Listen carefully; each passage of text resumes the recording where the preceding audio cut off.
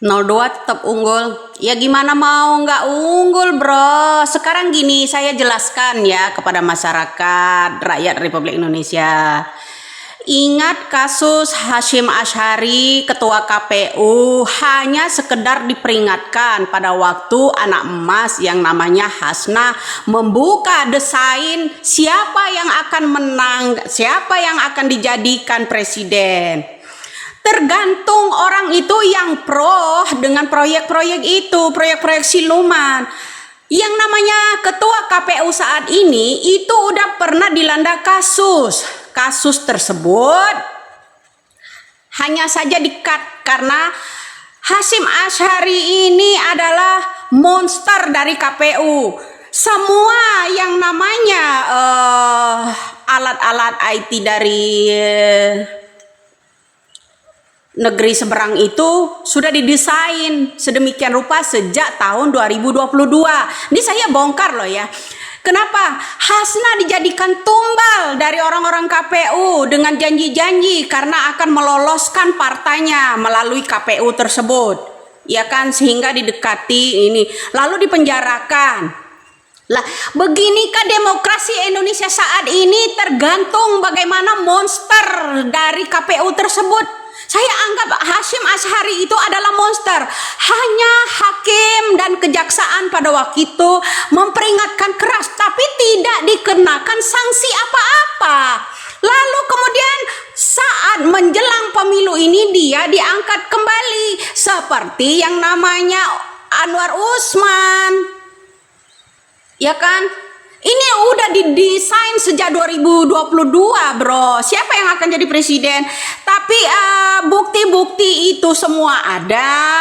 Kemudian orang yang benar-benar memiliki bukti itu, kejamnya orang-orang pejabat saat itu, maka Hasnah lah yang jadi tumbal mereka agar membungkam mulutnya.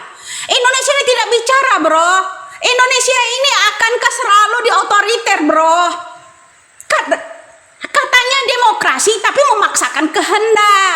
Lah sekarang saat ini KPU mengumumkan kemenangan DPRD dan tapi capres dan cawapres masih disembunyikan.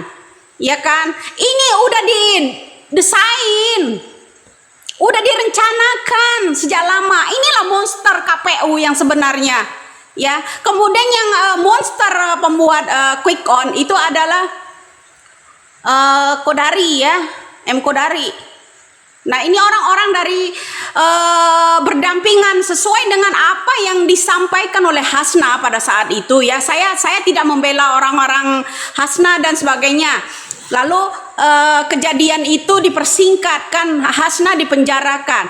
Hasna berkata pada waktu itu, Hasna mengatakan bahwa siapa partai elit yang besar-besar yang sangat dekat dengan KPU itulah yang akan berkuasa, ya kan?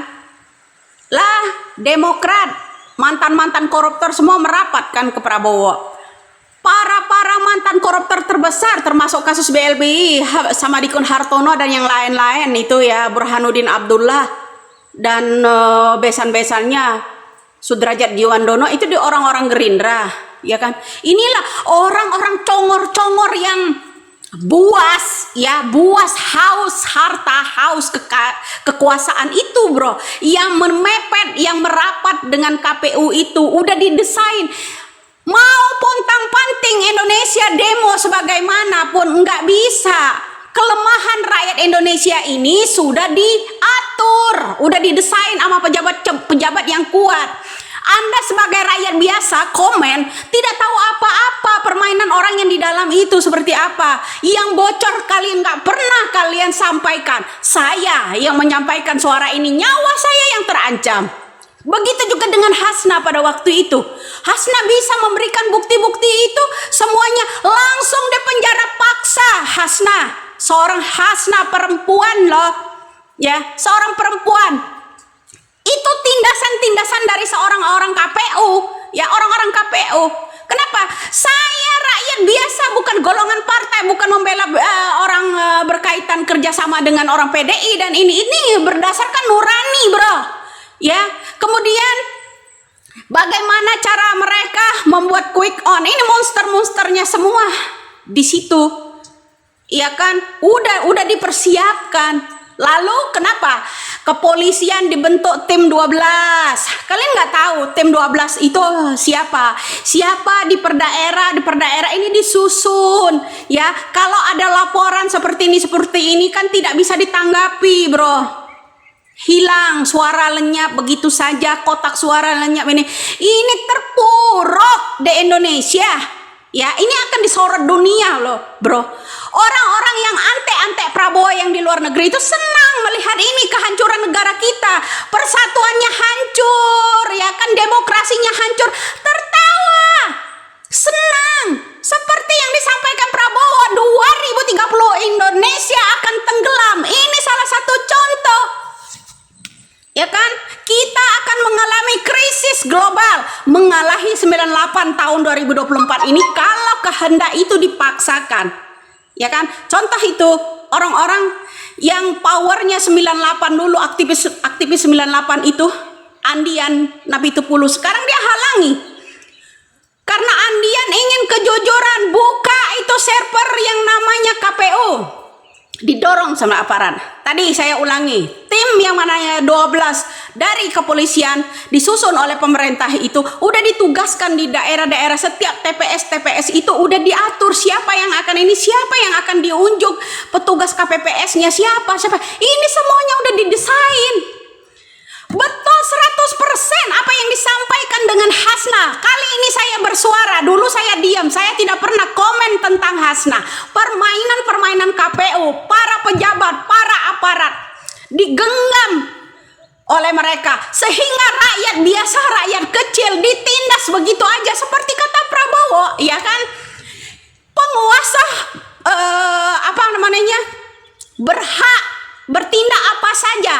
Yang lemah silakan menderita. Itu kata-kata Prabowo. Ya. Penguasa harus menguasai, bertindak semena-mena apa saja yang mereka berhak melakukan. Tapi yang lemah mereka silakan menderita. Itu kata-kata Prabowo. Kemudian ada lagi bocornya omongan Prabowo, Indonesia harus menjadi kacung, menjadi pelayan, tidak boleh ada pemimpin yang amanah. Iya kan? Ini udah bocor. Semua ini udah diatur sedemikian rupa. Anda sebagai rakyat biasa hanya menonton itu aja. Tidak peduli saudara-saudara kita 2 hari hanya makan daun singkong. Karena beras tidak bisa dibeli. Negara, orang-orang rakyat biasa yang dulu makan tiwul, makan nasi jagung akan kembali lagi. Mereka itu bukan minta sama negara, antri beli loh.